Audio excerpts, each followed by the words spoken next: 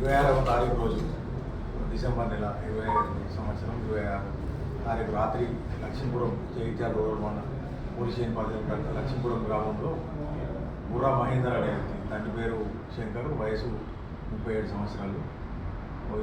ఇతడు హత్యగా ఆలోచించబడ్డారు.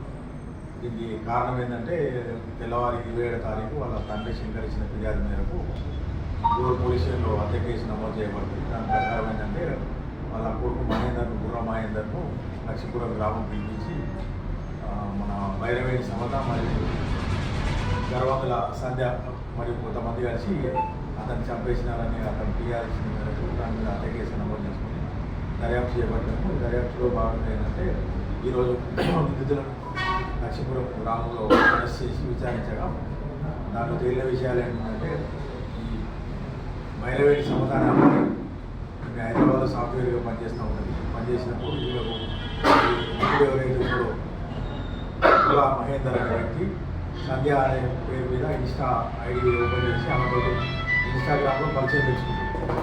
ఆ పరిచయం పెంచుకున్న భాగంలో ఏంటంటే కొద్దిసేపు కొన్ని రోజులు చాటింగ్ చేసిన తర్వాత తను ఆడపిల్ల కాదు మగాన్ని నమ్మించి ఇది మాది సేమ్ క్యాస్ట్ అని నమ్మించేసి అతనితో ఫేస్ టు ఫేస్ కలుస్తాడు. ఇది మాది ఒకటే కూడా మనం పెళ్లి చేసుకుంటాం, నాకు కూడా పెళ్లి కాలేదు, నువ్వు సాఫ్ట్వేర్ ఇంజనీర్, నేను కూడా సాఫ్ట్వేర్ ఇంజనీర్ అని చెప్తాడు.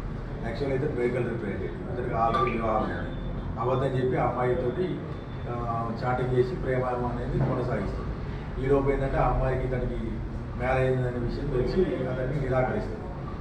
నిరాకరిస్తే ఏంటంటే సరే మ్యారేజ్ చేసుకుంటున్నాము, మనం ఫ్యామిలీ ఫ్రెండ్స్ ఉన్నామని చెప్పేసి ఈమెను వాళ్ళ భార్య మహేందర్ భార్య కూడా పరిచయం చేసేసి ఇద్దరు స్నేహం పెంచుకోండి చెప్తుంది. చెప్పిన తర్వాత ఈలోపు ఇతని వివాహం అయిందని తెలిసి ఈమె అతనితో స్నేహం కడిగేస్తుంది. కడిగేసిన తర్వాత ఈమెతో మంచిగా ఉన్న కాలంలోనే ఈమె ఫోన్ హ్యాక్ చేసి అందులో ఈ సమత యొక్క అక్క గర్వంతుల సంధ్య యొక్క నంబర్ కూడా సంపాదించి ఆమెను ట్రాప్ చేస్తాడు. ఆమెను ఎట్లా ట్రాప్ చేస్తాడంటే ఒక వాట్సాప్ గ్రూప్లో మన ladies saris collection WhatsApp group add చేస్తాడు.